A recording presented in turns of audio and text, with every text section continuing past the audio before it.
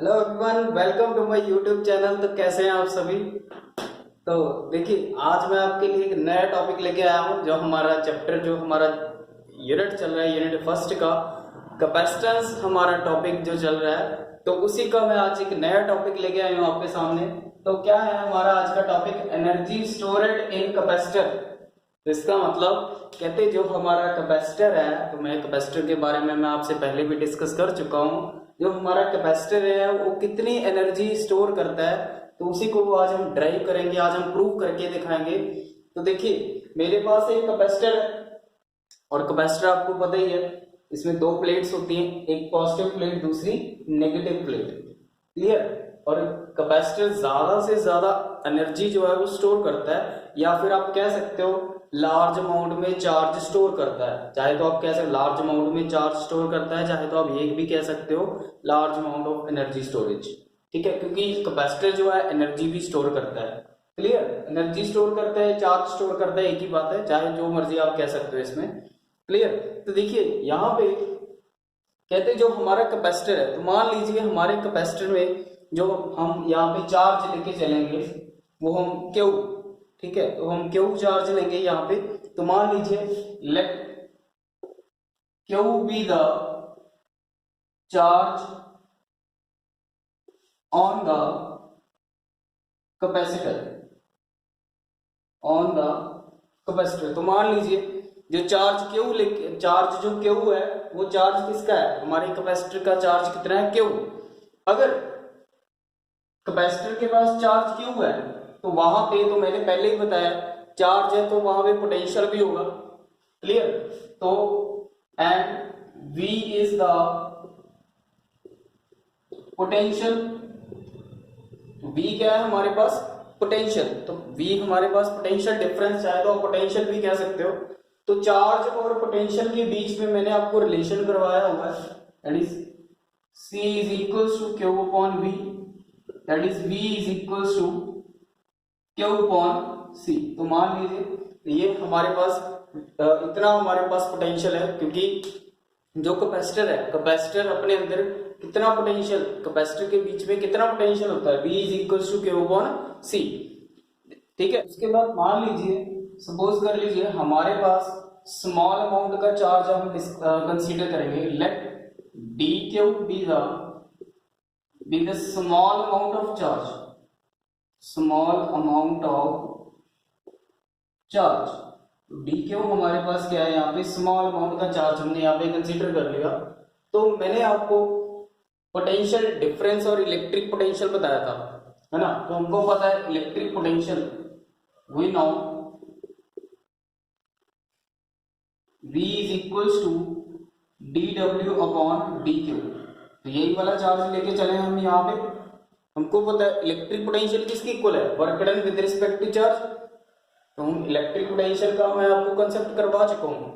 तो electric potential क्या था? The amount of the work done bringing a unit positive charge. चाहे तो यूनिट पॉजिटिव चार्ज या स्मॉल अमाउंट का चार्ज, क्योंकि यहाँ पे हम स्मॉल अमाउंट का चार्ज लेके चले हैं।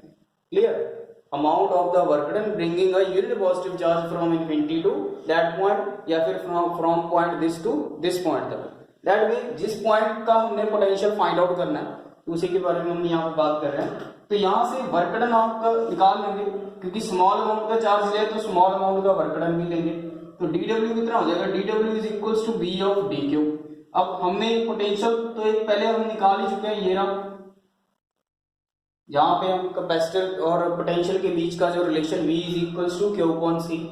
तो नाउ इसको मान लीजिए ये हमारे पास सेकेंड इक्वेशन हो जाएगी। तो now first in second dw is equals to Q upon C of dq। ये हमारे पास इक्वेशन बन गई। तो ये हमारे पास स्मॉल अमाउंट का वर्क डन आ गया। अब ध्यान दीजिए, तो मैंने आपको पहले ही बताया जहां पे वर्क डन होगा तो वहां पे क्या होगी? एनर्जी होगी। अगर वर्क डन आ गया तो हमारी एनर्जी भी आ जाएगी। ठीक है, तो स्मॉल अमाउंट का वर्क डन है, तो टोटल अमाउंट का वर्क डन निकालने के लिए क्या करेंगे? इसकी इंटीग्रेशन कर देंगे। ठीक है, तो total amount of work done, total amount of work done. तो अभी यहाँ पे हम total amount of work done find out करेंगे। तो dw की इंटीग्रेशन क्या हो जाएगी? डी डब्ल्यू की integration W is equals to, तो अभी यहाँ पे देखिए इसकी जब इंटीग्रेशन करेंगे यहाँ पे क्या होगा, ये सी तो कांस्टेंट ही है, ये बाहर आ जाएगा इंटीग्रेशन के, integration Q of D Q. Clear.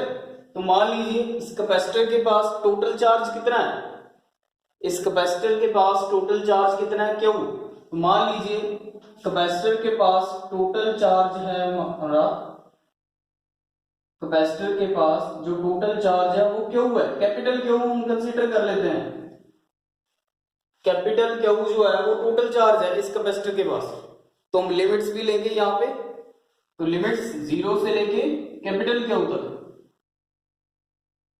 Clear.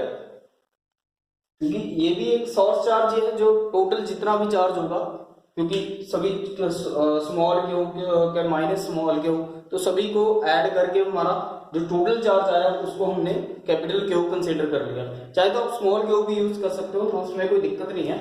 Clear. तो सिंबल हम एज इट इज जो मर्जी यूज कर सकते हैं यहाँ पे। चलिए आगे बढ़ते हैं। इसके बाद नेक्स्ट हम इसकी डेरिवेशन सॉल्व करेंगे। तो देखिए जब इसकी इंटीग्रेशन सॉल्व करेंगे, तो इंटीग्रेशन सॉल्व करने के बाद हमारा रिजल्ट क्या आएगा, तो W is equals to 1/c, तो इसकी इंटीग्रेशन करेंगे कितना होगा, Q square upon 2 limits from 0 to Q.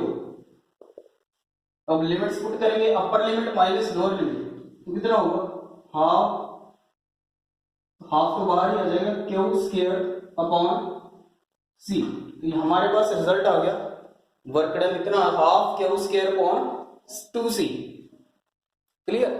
अब इसके बाद मान लीजिए ये हमारे पास इक्वेशन नंबर 3 आ गई, ये हमारे पास क्या है इक्वेशन नंबर 3।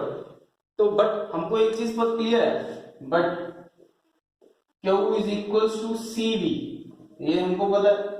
तो इसकी वैल्यू पुट करेंगे इस इक्वेशन में, तो वर्क डन कितना होगा, half C square V square upon C। तो एक C से एक C तो कैंसिल ही हो जाएगा, वर्क डन आ जाएगा आपके पास, work done is equals to half CV square. तो इतना वर्क डन हमारे पास आ जाएगा।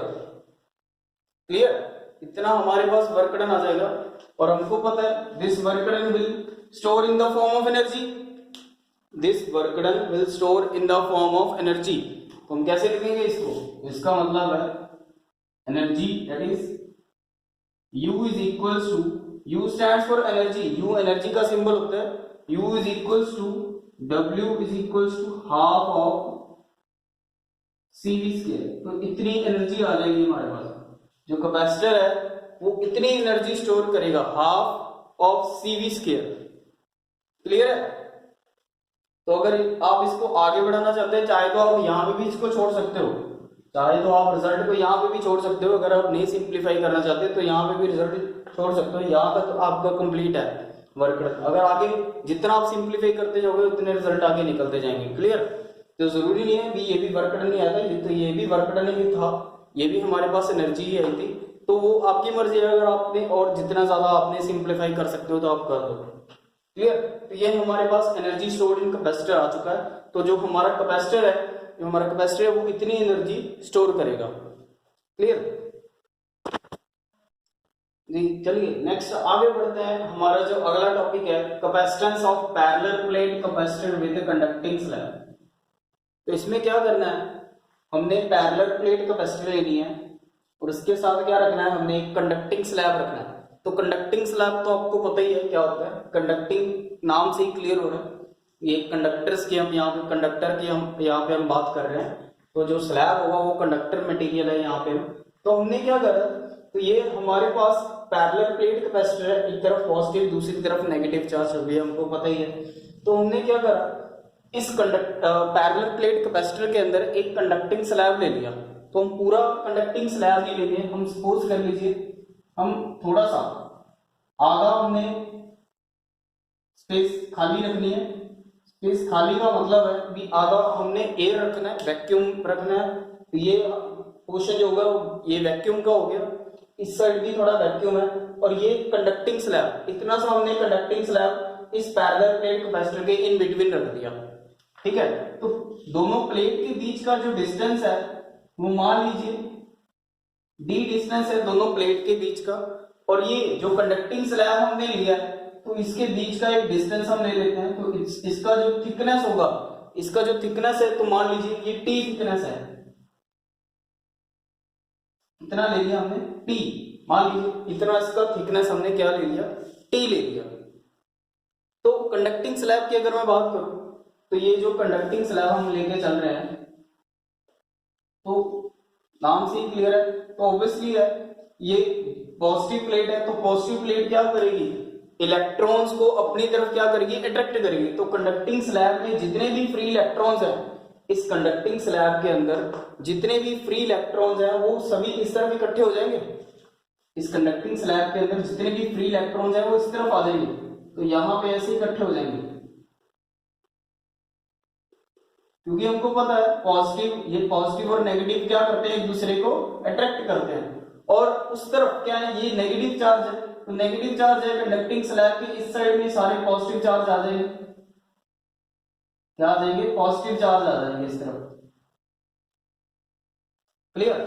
तो भी एक चीज तो यहाँ पे क्लियर है भी, जहां भी पॉजिटिव और नेगेटिव एंड इकट्ठे हो गए तो वहां पे क्या होगी, इलेक्ट्रिक फील्ड तो होगी भैया, है ना।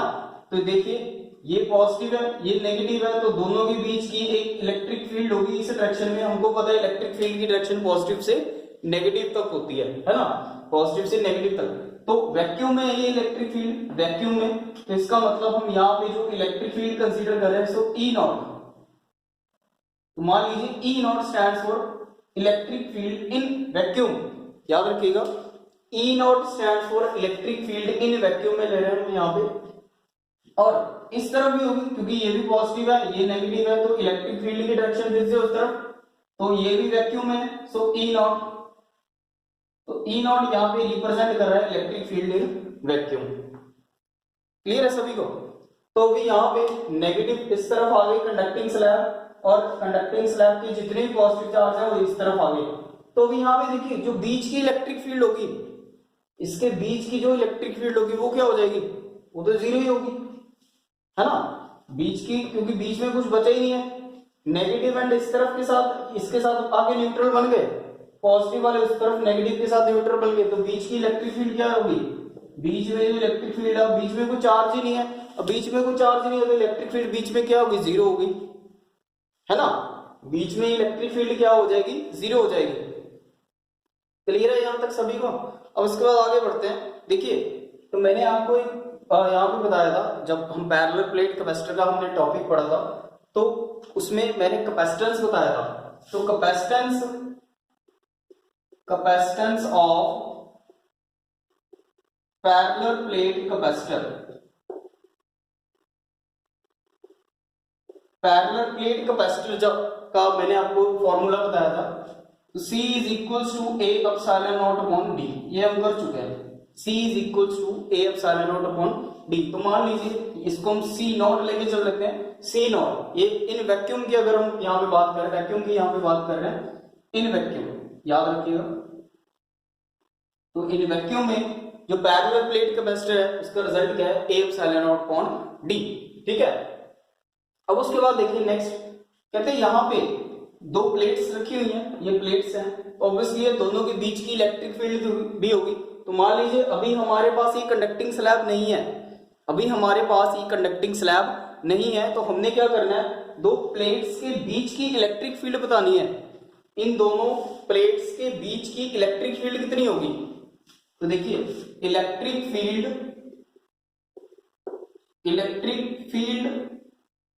बिटवीन द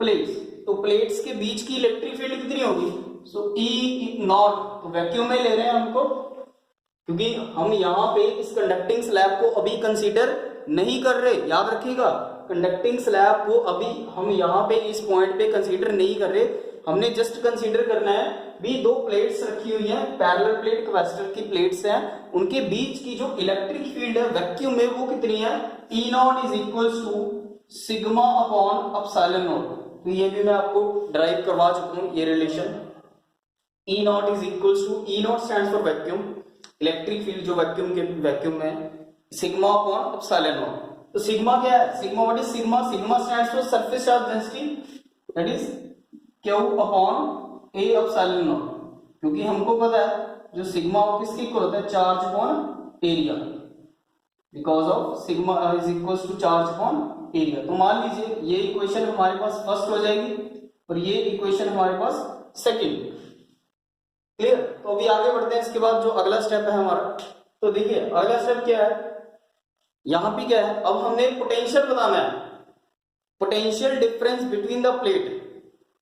तो अभी हम कंडक्टिंग स्लैब लेके चल रहे हैं यहाँ पे, तो दोनों के बीच का पोटेंशियल बताना है।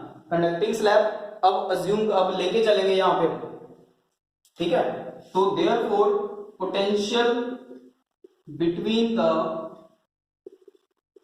प्लेट्स, तो प्लेट्स के बीच का जो पोटेंशियल है, प्लेट्स के बीच का जो पोटेंशियल है, potential between the plates of capacitor, साथ में लिख देते हैं, ऑफ कैपेसिटर विद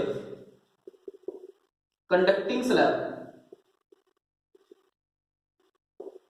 तो मैं यहां पे कंडक्टिंग स्लैब साथ में लेके चल रहा हूं। Clear?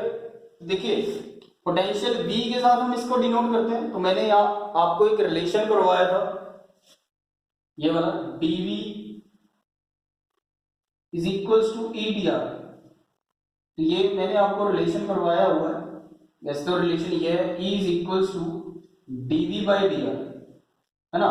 Electric field as a potential gradient, जैसे यहाँ पे नेगेटिव साइन भी था, बट हम नेगेटिव साइन अज्यूम नहीं करेंगे, हम मैग्नीट्यूड में लेंगे, तो मैग्नीट्यूड में ये रिजल्ट पॉजिटिव बन जाएगा, है ना। तो ये रिजल्ट मैं आपको डिराइव करवा चुका हूं। तो यहाँ पे देखिए ये जो पोटेंशियल है, पोटेंशियल यहाँ पे हम स्मॉल अमाउंट में लिया, डिस्टेंस स्मॉल अमाउंट में लिया, तो हम यहाँ पे तो टोटल अज्यूम करके चलेंगे ना, तो स्मॉल अमाउंट में हम कंसीडर नहीं करेंगे। तो हमको पता है कि जो पोटेंशियल किसके इक्वल होता है, इलेक्ट्रिक फील्ड इनटू डिस्टेंस, ये हमको पता है, इलेक्ट्रिक फील्ड इनटू डिस्टेंस के इक्वल होता है potential. Simply V is equals to ED, हम ये चीज अज्यूम करके चलते हैं ना, तो यहाँ पे भी हम सेम यही चीज लेके चलेंगे। तो potential V is equals to electric field. अब इलेक्ट्रिक फील्ड कितनी है, क्योंकि हम electric field parallel plate capacitor के बीच की इलेक्ट्रिक फील्ड, क्योंकि कंडक्टिंग स्लैब की इलेक्ट्रिक फील्ड तो जीरो है, बट जो पैरेलल प्लेट कैपेसिटर के बीच की इलेक्ट्रिक फील्ड है वैक्यूम में, वो कितनी है, E नॉट। याद रखिएगा कितनी है, E नॉट इनटू, अब यहाँ पे डिस्टेंस की बात करेंगे, डिस्टेंस कौन सा, तो डिस्टेंस प्लेट्स के बीच का डिस्टेंस वो कितना है, D, बट इसमें जो कंडक्टिंग स्लैब है इसका डिस्टेंस क्या हो जाएगा, माइनस हो जाएगा, सो इनटू D माइनस T। तो यहाँ पे हमारा रिजल्ट आ जाएगा, इतना पोटेंशियल आ जाएगा। क्लियर? क्योंकि पैरेलल प्लेट कैपेसिटर के बीच का डिस्टेंस कितना है, D, इसमें इस कंडक्टिंग स्लैब का डिस्टेंस तो माइनस हो जाएगा ना, तो कितना है, D माइनस T। तो भी इलेक्ट्रिक फील्ड हमने फाइंड आउट किया था। नाउ इसको थर्ड इक्वेशन लेके जाते हैं। Now second in third, second equation को थर्ड इक्वेशन में पुट करेंगे, तो potential V is equals to Q upon A epsilon naught into D minus T। Clear? आगे बढ़ते हैं इसके बाद। तो मान लीजिए ये हमारे पास इक्वेशन नंबर 4 आ गई, इक्वेशन 4 लेके चलते हैं इसको। तो इसके बाद करना क्या हमने, हमको पता है we know that C is equals to Q upon V, ये हमको पता है, C is equals to Q upon V। तो V तो हमको पता ही है, तो उसमें रिजल्ट पुट कर दीजिए, ये V की वैल्यू इसमें पुट कर दीजिए, तो हमारा रिजल्ट क्या आएगा, Q upon A epsilon naught into D minus T। तो इस Q के साथ ये Q तो कैंसिल ही हो जाएगा, ये Q और ये Q तो कैंसिल हो जाएंगे। तो इसके बाद आगे जो रिजल्ट आएगा वो देखिए कितना आएगा, तो हमारे पास रिजल्ट आ जाएगा C is equal to A epsilon naught upon D minus T। तो कैलकुलेट करने के बाद ये रिजल्ट आ गया, इतना हमारे पास कैपेसिटेंस आ जाएगा। अभी इसके आगे बढ़ेंगे हम, देखिए आगे जो रिजल्ट क्या आएगा हमारे पास, ये हमारे पास फिफ्थ इक्वेशन आ गई। हमने जो हमारी फर्स्ट इक्वेशन थी, तो फर्स्ट इक्वेशन क्या थी हमारे पास, फर्स्ट इक्वेशन क्या थी, now first implies that C is equals to, sorry C naught, ये वैक्यूम में ले रहा ना, तो A epsilon naught upon D।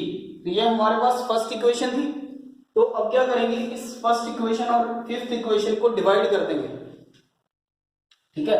ये हमारे पास फर्स्ट इक्वेशन थी। तो अभी क्या करेंगे, इस दोनों को हम डिवाइड कर देंगे। डिवाइड करने के बाद जो कैपेसिटर की वैल्यू आएगी तो वो क्या होगा, हमारा कैपेसिटेंस होगा parallel plate capacitor with conducting slab का। ठीक है, तो चलिए आगे बढ़ते हैं। नाउ डिवाइड करेंगे, तो डिवाइड जब करेंगे कैसे करेंगे, देखिए फिफ्थ बाय फर्स्ट कर देंगे, फिफ्थ बाय फर्स्ट। तो C upon C naught equals to A epsilon naught upon D minus T upon A epsilon naught upon D।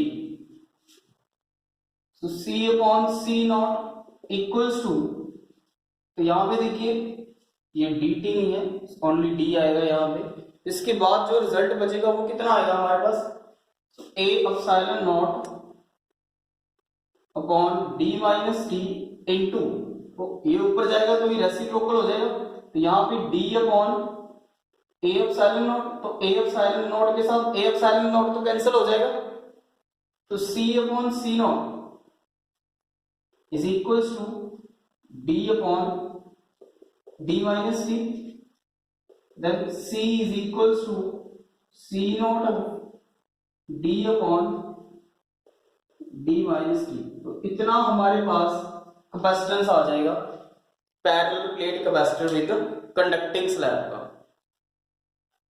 Clear, इतना हमारे पास रिजल्ट आ जाएगा। अब इसके बाद एक और मैं यहाँ पे एक छोटा सा पॉइंट आपको बताता हूं।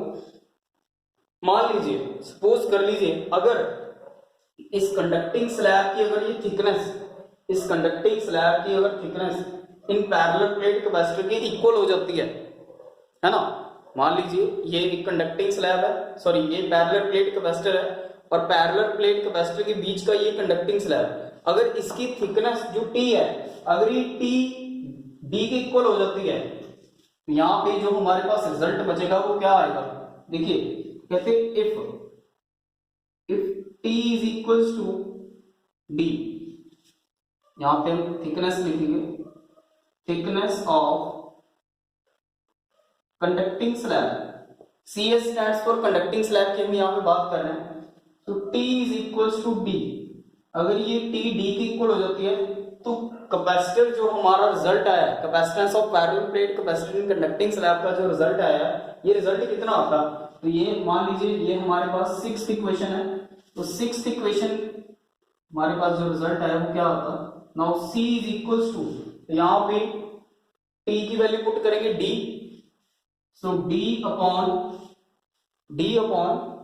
D माइनस D, तो D माइनस D तो जीरो हो जाएगा, तो ये क्या होगा 1/0, तो 1/0 क्या हो जाएगा इन्फिनिटी। तो capacitance of parallel plate capacitor जो है किसके इक्वल होगा, इन्फिनिटी के इक्वल होगा। क्लियर, तो ये हमारा कुछ पॉइंट है इंपॉर्टेंट, इसको आप नोट कर लीजिए। तो कई बार एग्जाम में ऐसे कई बार क्वेश्चन पूछ लेते हैं आपसे, ठीक है, कई बार क्वेश्चन ऐसे पूछ लेते हैं, ठीक है। तो आज के लिए वीडियो बस इतना ही। So I hope this will clear to you. Thank you so much, मिलेंगे नेक्स्ट वीडियो में बहुत जल्द।